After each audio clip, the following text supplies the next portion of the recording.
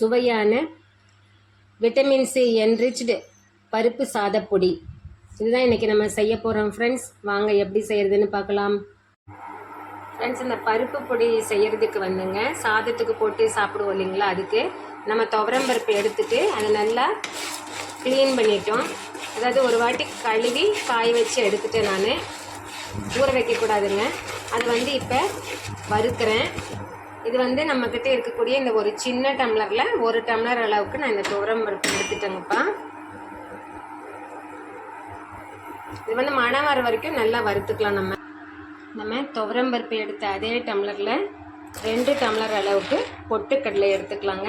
இதை க்ளீன் பண்ணிக்கலாம், புடச்சி க்ளீன் பண்ணிக்கலாம். இதையும் வந்து லேசாக நம்ம சூடு பண்ணிக்கலாங்க, அப்போ தான் நல்லா பவுடர் ஆகும். அதுக்காக இப்போ நம்ம துவரம் பருப்பை வறுத்து எடுத்துட்டோங்க. ஒன்று கருகிடிச்சு அதை பொறிக்க எடுத்துகிற போகிறேன் நான். இப்போ வந்து நான் சின்னதாக இருக்கக்கூடிய துவரம் பருப்பு தான் இதுக்கு யூஸ் பண்ணியிருக்கேன். அப்போ தான் நம்மளால் சீக்கிரமாக ஒரே மாதிரி வறுக்க முடியும் அப்படின்ட்டு. இது கொஞ்சம் ஆறட்டு, ரூம் டெம்பரேச்சர் வரட்டுங்க. இப்போ நம்ம பொட்டுக்கடலையை அது நல்லா சூடாகிற மாதிரி, கலர்லாம் மாற வேண்டாங்க, நல்லா சூடாகிற மாதிரி நம்ம கொஞ்சம் நேரம் வறுத்து எடுத்துக்கலாம். இந்த கடலை வந்து சூடாகிறதுக்குள்ளே நம்ம அதுக்கு தேவையான அளவு மிளகா, சிகப்பு காஞ்ச மிளகாவை ரெடியாக்கிக்கலாங்க. நான் இந்த அளவு எடுத்து வச்சுருக்கேன். இது வந்து அம்மா சொல்லுவாங்க இது காம்போட தான் போட்டு செய்யணும் அப்படின்னு சொல்லிட்டு, அதனால் நான் காம்புக்கு இல்லாமல் அப்படியே வச்சுட்டேங்க.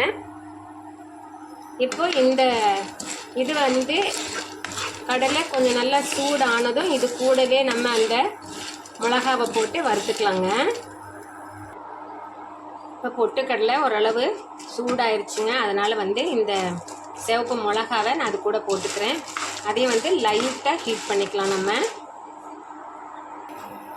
இப்போ நம்ம இதுக்கு வேணுங்கிற அளவு உப்பு, இந்த கல் உப்புங்க, அதையும் இது கூடவே போட்டு நம்ம வறுத்துக்கலாம். இந்த மாதிரி செய்யும்போது நம்மளுக்கு இந்த மிளகாயினுடைய கார நெடி வெளியில் வராதுங்க. அதே மாதிரி உப்புமே நல்லா பொரிஞ்சுக்கும், அதில் இருக்கக்கூடிய ஈரப்பதம் வெளியில் போயிடும். உப்பு சத்தம் வருது பாருங்களேன், சட சடன்ட்டு. இதோட நம்ம இப்போ பெருங்காயத்தூள் சேர்த்துக்கலாங்க. கட்டி பெருங்காயம் இருந்ததுன்னா சேர்த்து அதை வறுத்துக்கலாம், அது ரொம்ப நல்லா இருக்கும். இப்போ என்கிட்ட கட்டி பெருங்காயம் இல்லை, புதுசாக நேற்று இதுதான் வாங்கிட்டு வந்தேன், கிடச்சிது.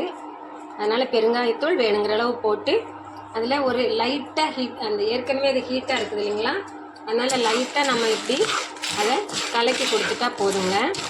இப்போ வந்து எல்லாம் ரெடியாக இருக்குது. இப்போ ஒரே ஒரு லெமன் இதை எடுத்து நம்ம இந்த லெமனை பாதியாக கட் பண்ணிக்கலாம். அதாவது முழு லெமன் வேணும், இது இப்போ கட் பண்ணி எடுத்துக்கலாங்க. இது இன்னும் நல்லா சூடாகவே தான் இருக்குங்க, ஆறலை. இதை வந்து நல்லா நம்ம குட்டி சேர்த்தி விட்டுக்கலாம். ஒரு இடத்துல நல்லா திக்காக இருக்கிற மாதிரி குட்டி சேர்த்தி விட்டுக்குவோம். அதுக்கு மேலே வந்து இப்போ நம்ம இந்த லெமன் கட் பண்ணோம் இல்லைங்களா, அந்த ஜூஸை வந்து ஃபுல்லாக புழிஞ்சு விட்டுறலாம். ஏன்னா இது வந்து நம்ம சாதப்பொடியை வந்து லெமன் ஃப்ளேவரோட விட்டமின் சி என்ரிச் பண்ணி நம்ம செய்கிறோங்க. நம்ம எடுத்த அளவுக்கு ஒரு பெரிய சைஸ் லெமன் போதுமானது. நல்லா இதை புழிஞ்சு விட்டுக்குவோம். இப்போ நம்ம லெமன் ஜூஸ் புழிஞ்சு விட்டுட்டோம் இல்லைங்களா. இன்னுமே வந்து இந்த வானலி, தவா வானலி எது வேணால் சொல்லலாம், இது வந்து சூடாக தான் இருக்குது. இந்த கடலையுமே சூடாக தான் இருக்குங்க. அதனால் அந்த சூடுலேயே வந்து இந்த மிளகாவும் சூடாக தான் இருக்குது. அந்த சூடுலேயே அந்த லெமன் ஜூஸ் நம்ம புழிஞ்சதை இப்படி ஒரு பெரட்டி கொடுத்துருவோம். நல்லா பெரட்டி கொடுத்தது அப்படின்னா இந்த கடலை, அதாவது இந்த பொட்டுக்கடலை, மிளகா, இது எல்லாமே வந்து சூடாரி இல்லை ரூம் டெம்பரேச்சருக்கு வரும்போது எல்லா பொருன்னு ஆயிரும். அந்த லெமனோட ஈரப்பதம் இருக்காதுங்க.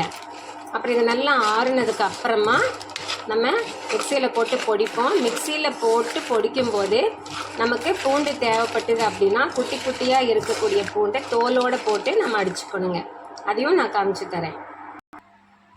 இப்போ அந்த வறுத்த பொட்டுக்கடலையோட நம்ம ஏற்கனவே வறுத்து வச்சுருந்தோம் இல்லைங்களா துவரம் பருப்பு, அதையுமே போட்டு நல்லா கலந்துக்கலாம். நல்லா ஒரே மாதிரி ரூம் டெம்பரேச்சருக்கு வரட்டுங்க.